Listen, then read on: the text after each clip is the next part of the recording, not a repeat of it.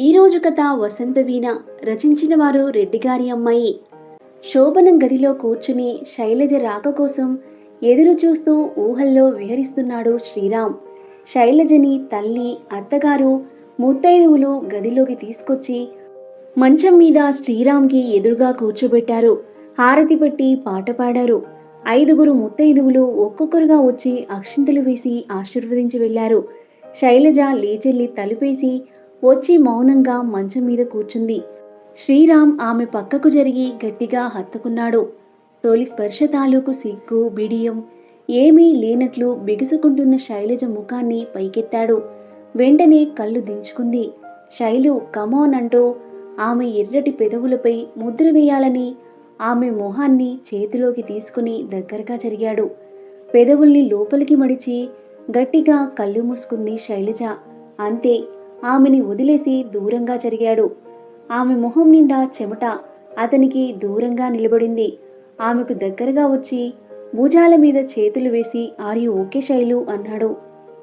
Any problem అన్నాడు. Nothing nothing అంది గొనుగుతున్నట్లు. రా కూర్చుని మాట్లాడుకుందాం, no hurry, take your own time అని మంచం వరకు తీసుకెళ్లగలిగాడు. కానీ అర్ధరాత్రి వరకు ప్రయత్నించిన ఆమె మౌనాన్ని మాట్లాడించలేకపోయాడు. అర్ధరాత్రి నిద్ర వచ్చే సమయంలో ఎదురుగా కూర్చుని రెచ్చగొడుతున్న ఆమె అప్సరస అందాల్ని చూస్తూ కూర్చోలేక ఆమె అనుమతించకపోయినా బలవంతంగా ఆమెని వశం చేసుకోవాలని విఫల ప్రయత్నం చేశాడు. కానీ స్పందన లేని మరుబొమ్మలా ప్రతిఘటిస్తుంటే అయిష్టంగా ఆమెకు దూరంగా జరిగి పక్కకు తిరిగి పడుకున్నాడు. మరుసటి రోజు హనీమూన్ ప్రయాణం. ఎప్పుడూ ఫ్లైట్లో తిరిగే శ్రీరామ్కి శైలజతో కలిసి రైలు ప్రయాణం చేయాలనిపించింది. ఊటీలో లేక్ వ్యూ హోటల్లో రూమ్ బుక్ చేసుకుని ఫస్ట్ క్లాస్ ఏసీ కంపార్ట్మెంట్లో బయలుదేరారు. ఎదురు బెర్తులో కూర్చుని నవల చదువుకుంటున్న శైలజను చూసి అసలు ఈమె ఇంజనీరింగ్ చదువుకొని సాఫ్ట్వేర్ ఉద్యోగం చేస్తున్న అమ్మాయేనా అనిపించింది. ల్యాప్టాప్ చూస్తున్నాడే గాని ఆలోచనలు వెనక్కి మళ్ళాయి. శ్రీరామ్ వాళ్ళది విజయవాడ. తండ్రి కృష్ణారావు హైదరాబాద్లో రియల్ ఎస్టేట్ వ్యాపారం చేస్తూ సెటిల్ అయ్యాడు. శ్రీరామ్ హైదరాబాద్లోనే ఇంజనీరింగ్ చదివి సాఫ్ట్వేర్ ఇంజనీర్గా ఉద్యోగం చేస్తూ ప్రస్తుతం అమెరికాలో ఉంటున్నాడు. 2 ఏళ్ల క్రితం తండ్రి ఒక స్నేహితుడు వెంకట్రావు కూతురు శైలజ గురించి చెప్పి ఆన్లైన్లో ఆమె ఫోటోలు, వివరాలు పంపించాడు. అందం, చదువు, ఉద్యోగం ఉన్న శైలజని చూసి వెంటనే ఓకే చెప్పేశాడు శ్రీరామ్. అమెరికా నుంచి నెల రోజుల లీవ్లో రావడం, పెళ్లి చూపులు, నిశ్చయ తాంబూలాలు, ముహూర్తం, షాపింగ్ అన్నీ ప్లాన్ ప్రకారం చకచక అయిపోయాయి. ఎంగేజ్మెంట్ అయిన రోజు శైలజ కోసం యుఎస్ నుంచి తెచ్చిన లేటెస్ట్ మోడల్ 4G ఫోన్లో తన నెంబర్ ఫీడ్ చేసి తన ఇష్టాలు, అభిరుచులు అన్నీ వాయిస్ రికార్డ్ చేసి ఇచ్చాడు. 2 రోజులైనా ఆమె నుంచి ఫోన్ లేదు. తనే ఫోన్ చేశాడు. ఆ ఊ తప్ప మరేమీ మాట్లాడలేదు. ఇష్టం లేకపోతే చెప్పండి, క్యాన్సిల్ చేద్దాం అన్నాడు. అలాంటిదేమీ లేదని చెప్పింది. పెళ్లిలోనూ ముభావంగానే శ్రీరామ్ పక్కన కూర్చుంది. ఎన్నో రకాలుగా ప్రయత్నించినా ఆమెని మాట్లాడించలేకపోయాడు. రైల్లో కూర్చుని నవల చదువుతున్న శైలజతో నన్ను ఇష్టపడి పెళ్లి చేసుకున్నావా అన్నాడు. తలెత్తి చూసింది. ఎందుకు శైలు ఈ మౌనం, మాట్లాడు ప్లీజ్ అన్నాడు శ్రీరామ్. ఏం మాట్లాడాలో తెలియడం లేదు అంది. మనకి పెళ్ళైంది, ఏమైనా మాట్లాడొచ్చు, ఏమైనా చెయ్యొచ్చు అని లేచి ఆమె పక్కకు వెళ్ళి కూర్చున్నాడు. దూరంగా జరిగిపోయింది. ఆమె చేతిలో ఉన్న పుస్తకం తీసి పక్కన పెట్టాడు. మెహందీతో ఎర్రగా పండిన ఆమె చేతిని తన చేతిలోకి తీసుకుని ఎంత ముద్దొస్తుందో చూడు, ముద్దు పెట్టుకోమంటుంది, పెట్టుకోనా అన్నాడు మెల్లగా. చేతిని వెనక్కి లాక్కుపోయింది. శ్రీరామ్ వదల్లేదు. బెదిరిపోయిన లేడి పిల్లలా అతని కళ్ళలోకి చూసింది. మాట్లాడితే కానీ వదలను, ఎవరినైనా ప్రేమించావా అన్నాడు. లేదు అంది. అతని కుడి చేతిని ఆమె నడుము వెనుక నుండి ముందుకు జరిపి ఆమె నగ్నపు నడుము భాగాన్ని స్పృశిస్తుంటే ఇబ్బందిగా కదిలింది. చెప్పు, మాట్లాడు అన్నాడు లాలనగా. దేని గురించి అంది. చెప్పాగా, నీ లవ్ గురించి. ఎవరతను అన్నాడు. అలాంటిదేమీ లేదు, నథింగ్ అంది కంగారుగా. నాకు సైకాలజీ తెలుసు. నథింగ్ అంటేనే సంథింగ్ ఉన్నట్లు. నాకు సైకాలజీ అంటే ఇష్టం. పేరుకి సాఫ్ట్వేర్ ఇంజనీర్ అయినా సైకాలజీ మీద ఫ్యాషన్తో సైకాలజీ బుక్స్ చదువుతాను. అందులో అమ్మాయిల సైకాలజీ చదవడం నాకు మహా ఇష్టం అన్నాడు. శైలజ చివుక్కున తలెత్తి శ్రీరామ్ కళ్ళలోకి భయంగా చూసింది. శ్రీరామ్ చేతిని మెల్లగా ఆమె నడుము మీద నుంచి పైకి జరుపుతుంటే వాష్రూమ్కి వెళ్ళాలి ప్లీజ్ అంది భయంగా. చటుక్కున చెయ్యి తీసేశాడు శ్రీరామ్. వాష్రూమ్కి వెళ్ళి 10 నిమిషాల తర్వాత వచ్చింది. ఆమె కళ్ళు ఏడ్చినట్లు ఎర్రబడ్డాయి. శ్రీరామ్ మౌనంగా తన బెర్త్ మీదకు వెళ్ళి పడుకున్నాడు. శైలజ తన బెర్త్ మీద కూర్చుంది. వదిలించుకుందామన్న వదలని ఆలోచనలు వెంటాడుతుంటే బలవంతంగా నిద్రని ఆహ్వానించి కళ్ళు మూసుకుని పడుకుంది. కోయంబత్తూర్ రైల్వే స్టేషన్ రద్దీగా ఉంది. సమయం ఉదయం 9 గంటలు. 1 నెంబర్ ప్లాట్ఫారంలోకి శ్రీధర్, వైదేహి వచ్చారు. రైలు ప్లాట్ఫారంలోకి ఎంటర్ అయింది. శ్రీధర్ చేతిలో ఉన్న A4 సైజ్ పేపర్ మడత తీశాడు. దానిమీద తెలుగులో వెల్కమ్ టు శ్రీరామ్ శైలజ అని రాసి ఉన్న అక్షరాలు కనిపించేట్లు పట్టుకున్నాడు. రైలు వచ్చి ఆగింది. బోగి ఎంట్రన్స్లో నిలబడ్డ శ్రీరామ్ తెలుగులో కనిపిస్తున్న పేపర్ చూసి అంకుల్ అని పిలిచాడు. శ్రీరామ్, శైలజ లగేజ్తో కిందికి దిగారు. శ్రీధర్, వైదేహి వాళ్ళ దగ్గరికి వచ్చారు. హలో శ్రీరామ్, మీ పెళ్ళికి రాలేకపోయాం, వీలు పడలేదు. మీ నాన్న ఇవాళ పొద్దున కూడా ఫోన్ చేసి నిష్ఠురాలాడాడు అన్నాడు Sridhar. It's all right uncle, నాకంటే ముందు పుట్టింది మీ స్నేహం, నో కామెంట్స్. నీ పేరు శైలజ కదమ్మా? వెంకటేశ్వరరావు గారి అమ్మాయి కదా, నిన్నెప్పుడూ చూడలేదు. నా పేరు వైదేహి అంది. హలో ఆంటీ అంది శైలజ. అమ్మా శైలజ, మీ నాన్న శ్రీరామ్ వాళ్ళ నాన్న నేను ఫ్రెండ్స్. మీ నాన్న ఉద్యోగరీత్యా స్టేట్స్ పట్టుకుని తిరగడం వల్ల నీతో పెద్దగా పరిచయం లేదు. నేను కోయంబత్తూర్లో బ్యాంక్ మేనేజర్ని అని చెప్పాడు శ్రీధర్. శ్రీధర్ కార్ డ్రైవ్ చేస్తున్నాడు. పిల్లయ్యార్ కోయిల్ దగ్గర కార్ ఆపు, మల్లెపూలు తీసుకుంటాను అంది వైదేహి. కార్ ఆగింది. వైదేహి మల్లెపూలు తీసుకుని కార్లో ఎక్కగానే అవునాంటీ, ఇక్కడ అన్ని సీజన్లోనూ మల్లెపూలు దొరుకుతాయంట కదా అని అడిగాడు శ్రీరామ్. అవును శ్రీరామ్, పగలు భక్తికి, రాత్రి రక్తికి అనుసంధానం ఈ మల్లెపూలే అని చెప్పాడు శ్రీధర్. శ్రీరామ్ అడిగింది నన్ను అంది వైదేహి. నువ్వు నిజం చెప్తావని నేనే చెప్పాను అన్నాడు శ్రీధర్. హిహిహి, గొప్ప జోక్ అంది వైదేహి వెటకారంగా. ఆంటీ అంది శైలజ. అంతేలే శైలజ, నాతో సరసం విరసం లేకుండా ఒక్క క్షణం కూడా ఉండలేదు మీ ఆంటీ అన్నాడు శ్రీధర్. శ్రీరామ్, నీకు మేం గుర్తున్నామా అంది వైదేహి టాపిక్ డైవర్ట్ చేస్తూ. చిన్నప్పుడు చూసిన గుర్తు, మా నాన్న మీ ఇద్దరి గురించి ఎప్పుడూ చెప్తుంటారు. ఏమని అడిగాడు శ్రీధర్. మంచి రొమాంటిక్ జంట అని.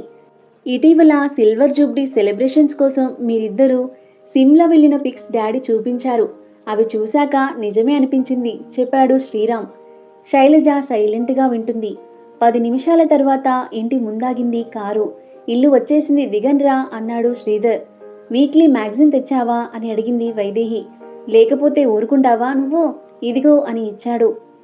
Welcome young and newly marriage couple, స్వాగతం సుస్వాగతం అంటూ శ్రీదేవి, వైదేహి స్వాగతం పలికారు. ఇద్దరు థ్యాంక్ యూ అంటూ లోపలికి వచ్చారు. కాఫీ ఇస్తాను అని లోపలికి వెళ్ళింది వైదేహి. నలుగురు కాఫీ తాగుతుంటే ఏమిటి మీ ప్రోగ్రాం అన్నాడు శ్రీధర్ వీక్లీలో శృంగార కథ చూస్తూ. ఈ వారం కథ ఏంటి శ్రీ క్యూరియస్గా అడిగింది వైదేహి. కథ ఏంటో విత్ యాక్షన్స్తో నైట్ నీకు వివరంగా చెప్తాను అని ఆమెని సూటిగా చూస్తూ కన్ను కొట్టాడు. ఆ మాట విన్న వైదేహి శ్రీధర్ని కొట్టడానికి వెళ్ళింది. కానీ శ్రీధర్ దొరకకుండా పరిగెత్తాడు. వాళ్ళ మాటలు అర్థం చేసుకున్న శ్రీరామ్ శైలజ వైపు రొమాంటిక్గా చూశాడు. శైలజ మాత్రం తనకు ఏమీ పట్టనట్టు బయటకు చూస్తుంది.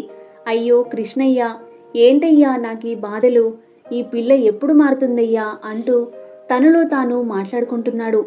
ఇంతలో శ్రీధర్ మారుతుంది లేవయ్యా అంటూ ఇప్పుడు చెప్పు ఏంటి ప్లాన్ అని అడిగాడు. అంకుల్, రేపు మధ్యాహ్నం నుంచి లేక్ వ్యూ హోటల్లో 2 నైట్స్కి రూమ్ బుక్ చేశాము.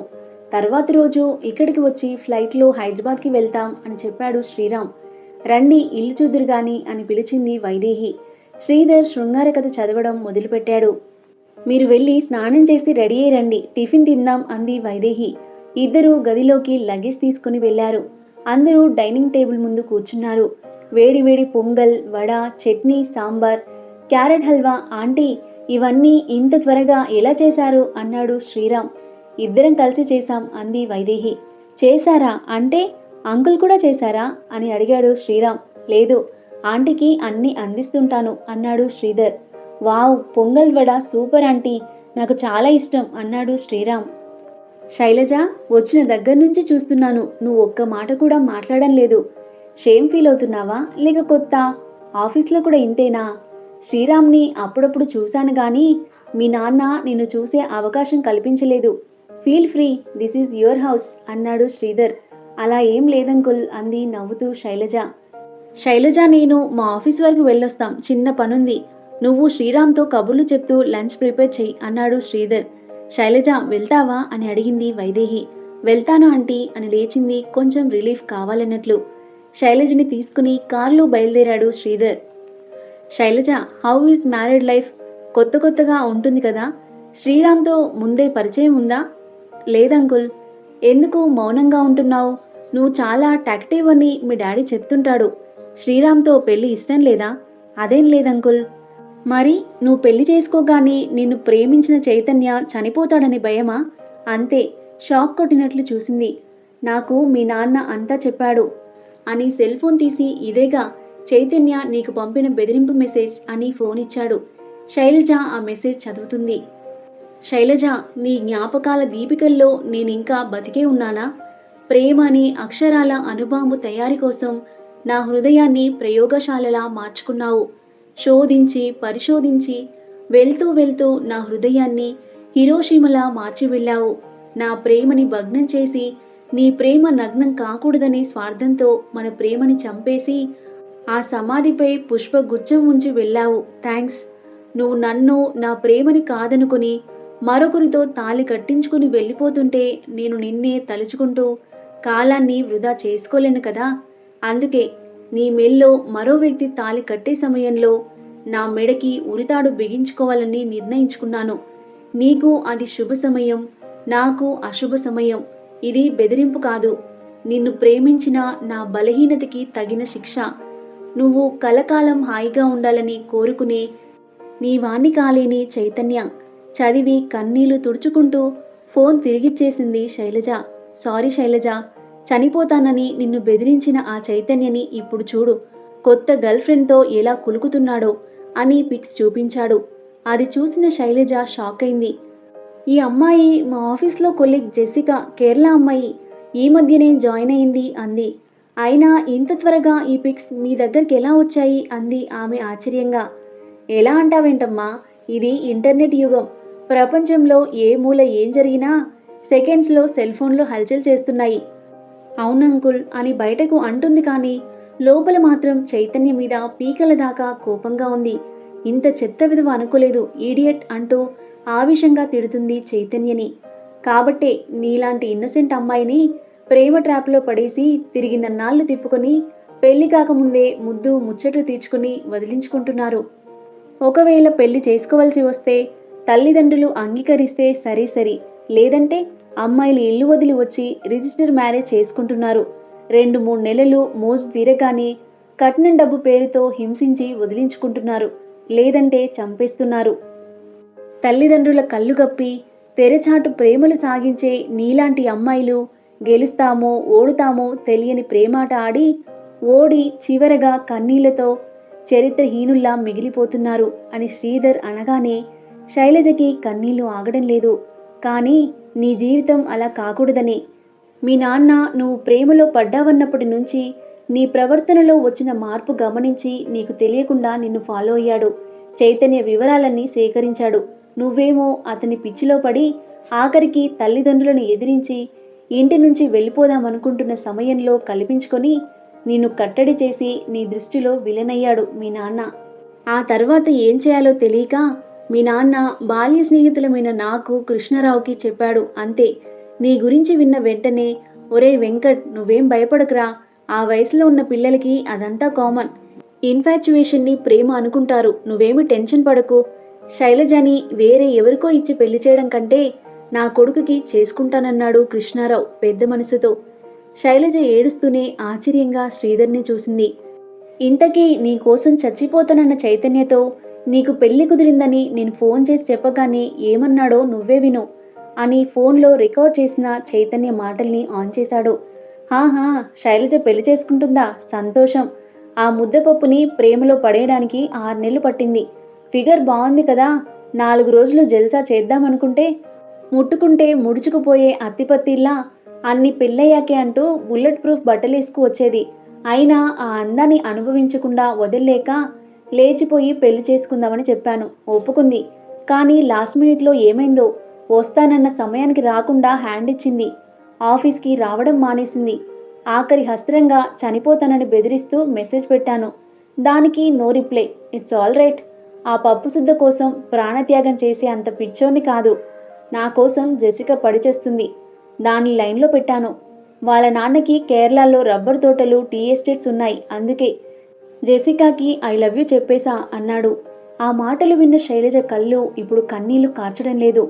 తప్పు తెలుసుకున్నట్లుగా ఉన్నాయి. Sorry uncle. క్యారెక్టర్ విషయంలో ఎంతో స్ట్రిక్ట్గా ఉండే నేను అసలు ఈ చైతన్య ట్రాప్లో ఎలా పడ్డానో ఇప్పటికీ అర్థం కావడం లేదు. ఒకసారి ఆఫీస్లో చైతన్య ఇచ్చిన ప్రజెంటేషన్ బాగుండేసరికి బాగుందని అప్రిషియేట్ చేశాను అంతే. అప్పటి నుంచి వెంటబడి ప్రపోజ్ చేశాడు అని చెప్పి తలుంచుకుంది. చూసావుగా అతని టాలెంట్. Use and throw. చూడమ్మా, పెళ్లికి ముందు ప్రేమ తప్పడం లేదు. కానీ ఎంతమంది సక్సెస్ అవుతున్నారు. చైతన్యతో నువ్వు ఇల్లు వదిలి వెళ్ళిపోదామనుకున్నా నీ చాయిస్కి మా మిత్ర బృందం అంతా కలిసి అడ్డుపడి శ్రీరామ్తో పెళ్లికి శ్రీకారం చుట్టి చైతన్య ప్రేమకి శుభం కార్డు వేశాం. శ్రీరామ్కి ఈ విషయాలన్నీ తెలిసినా నిన్ను అడగకపోవడం అతని సంస్కారం. నువ్వు తప్పు చేయలేదన్న విషయం మా అందరికీ తెలుసు. కాబట్టే ఈ పెళ్లి జరిగింది. ఆ చైతన్య నిన్నేదో చేస్తాడన్న భయం లేదు. ఎందుకంటే నువ్వు నీ భర్తతో అమెరికా వెళ్ళబోతున్నావు. ఏవేవో ఊహించుకుంటూ అందమైన జీవితాన్ని ఆరంభంతోనే వృధా చేసుకోవడానికి అలవాటు పడకు. దాంపత్య జీవితంలో ఒక్క క్షణాన్ని కోల్పోయినా తిరిగి రాదు. ఆల్ ది బెస్ట్ అని ఇంటికి తీసుకువచ్చాడు. ఆ రోజు రాత్రి మ్యారేజ్ ఫంక్షన్ ఉందని శ్రీధర్ వైదేహి వెళ్తూ శ్రీరామ్ శైలజకి నచ్చిన మాస్టర్ బెడ్రూమ్లో శోభనం ఏర్పాటు చేసి ఇద్దరిని ఒంటరిగా వదిలి వెళ్లారు. శ్రీరామ్ ఆ శయన మందిరంలోని శయన రచనని ఆస్వాదిస్తూ శోభనం రోజు తాను ఊహించుకున్న సీన్స్ని గుర్తు చేసుకుంటున్నాడు. అదే సమయంలో అందాలన్నీ ఆరబోసినట్లుగా పలుచటి తెల్ల చీరలో అప్సరసలా గదిలోకి అడుగుపెట్టింది శైలజ. ఆమెను చూస్తూ అలాగే ఉండిపోయాడు శ్రీరామ్. ఆమె దగ్గరకు వెళ్ళి గట్టిగా హక్ చేసుకుని ముద్దుల వర్షం కురిపిస్తున్నట్లుగా ఊహల్లో విహరిస్తున్నాడు.